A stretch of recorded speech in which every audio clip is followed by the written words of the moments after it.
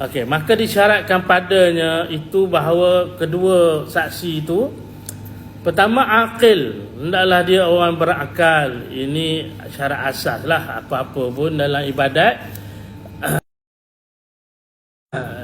yang dikata mukallaf itu adalah apabila dia baligh dalam mengikut fiqh Islam. Kalau lelaki biasanya 15 tahun kalau menggunakan sukatan umur. Orang perempuan lebih awal, 9 pun kadang-kadang dah balik lah. Tetapi kalau selain daripada umur tu, ada juga dengan melalui mimpi. Mimpi ni lelaki perempuan pun ada, sama je.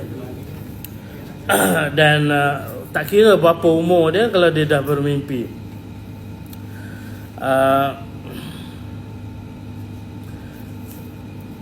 Lagi balik, akil lagi balik. Okay, berakal lah, itu confirm lah, mesti berakal dan balik. Laki-laki untuk nikah ini disyaratkan saksinya mesti laki-laki. Tak boleh seorang lelaki ganti 2 orang perempuan. Dia jadi 4 orang perempuan jadi saksi nikah. Tak boleh. Jadi tak boleh. Merdeka lagi Islam. Apatah lagi lah, mesti Islam. Lagi adil. Ini yang beza dengan wali, syarat wali. Adil. Lagi Rasyid yakni cerdik. Maka tiada sah keduanya itu daripada kanak-kanak. Ada perbincangan kadang-kadang yang balik dia tak berapa nak cerdik sangat. Itulah kadang-kadang susah juga. Kita kena buat kajian lanjut jugalah.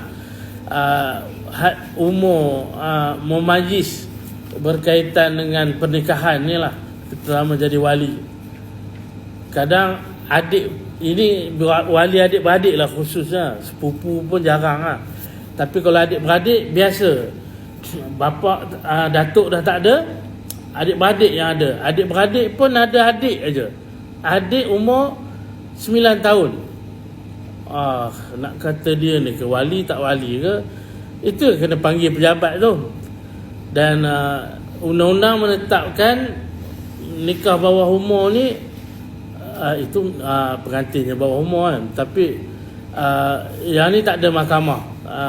Cukup dengan kita sajalah menentukan, pejabat agama sajalah menentukan nak kadi ke. Kalau tak confident, bawa ke pejabat lah. PTA tolong cek sama adakah betul adik dia ni dah balik. Kalau betul kita guna, kalau tak betul ni tak balik lagi, kita pergi ke wali akrab, abad, wali seterusnya. Kena tanya dia, hang dah mimpi ke? Selalu kena kata mimpi. Yang tu nak nyanyi mimpi apa tu yang susah tu. Ada keluar, terkencin dia kata. Terkencin pula. Jadi kena cek betul-betul lah. Sebab itu selalunya tuan-tuan, kadang-kadang kenapa beberapa kes bukan terhenti setakat qadi atau pejabat agama saja, dia mesti bawa mahkamah. Kenapa? Contohnya janda berhias. Janda berhias, perempuan yang diceraikan sebelum disetubuhi, dia tak ada edah, boleh terus kahwin.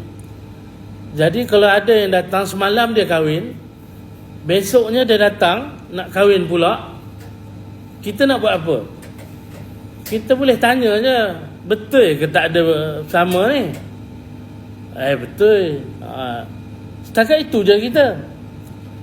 Tapi kenapa undang-undang kata kena pergi mahkamah? Sebab hakim ada lebih kuasa dia. Hakim boleh minta dalam mahkamah, kamu bersumpah bahawa kamu tidak disentuh.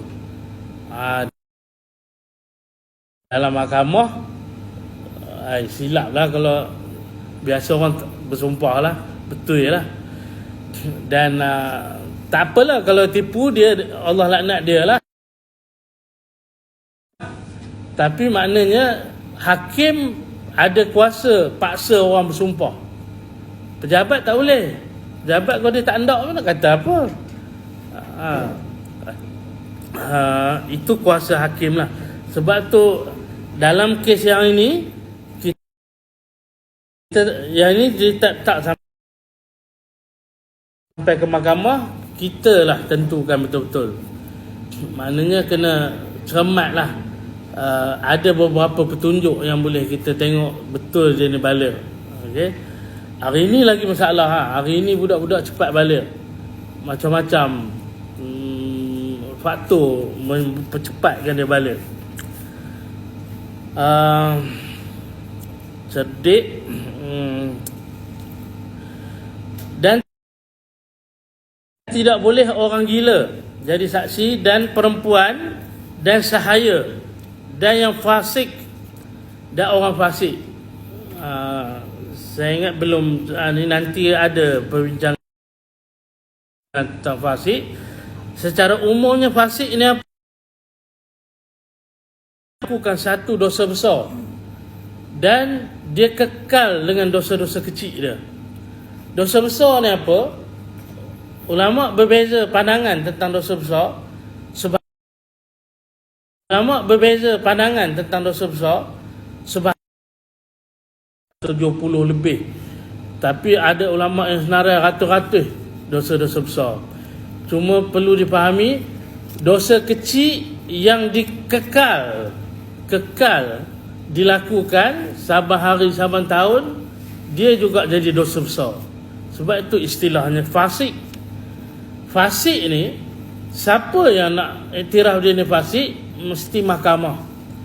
Jangan kita secara individu kita kata nampak orang tu keluar daripada kedai spot toto, terus kita kata fasik. Tapi dalam hati okey. Bila jadi khalifah, dia syaratkan jangan bagi aku gaji. Dia orang kaya, akhirnya habis miskin. Yalah, apa nak makan? Akhirnya sahabat terpaksa pujuk Sayyidina Umar, tolonglah ambil gaji. Dia syaratkan bagi aku gaji secukupnya. Jadi dia pun gaji dia bagi kat isteri. Dalam tak lama, sebulan ke 2 bulan, kita tak tahulah hal tu, isteri dia pandai pula jimat. Buat makan sedap sikit pula hari tu.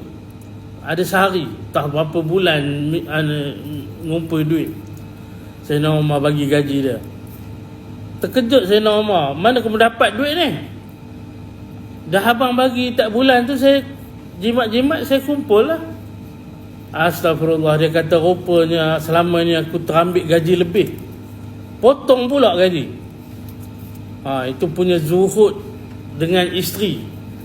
Tapi bila anak Ibnu Umar ni, bahasa mudah sekarang ni macam orang kata pergi sekolah menangis-nangis, kata adik budak ke kawan, tak malu kata anak khalifah baju pun bertampai. Anak punya pasal itu nak buat loan juga untuk anak. Itu belum cucu. Kalau cucu lagi lah. Akhirnya tak jadi juga. Itulah Ibnu Umar. Dan Ibnu Umar ini cukup zuhud. Apa Nabi buat dia buat, apa Nabi tak buat dia tak buat. Sehinggalah bila Nabi sudah wafat pun, Ibnu Umar ini apabila lalu satu tempat, dia akan berhenti kat tempat tu, dia akan turun tambat unta dia, lepas tu dia buka, baru dia pergi pula. Sahabat tanya, apa hai kamu? Kamu tak nampak ke Nabi pernah buat? Betul lah, tapi Nabi buat sebab ada urusan. Jadi Nabi berhenti tambat. Habis urusan Nabi pergilah. Kamu Habis urusan Nabi pergilah. Kamu tak ada haid,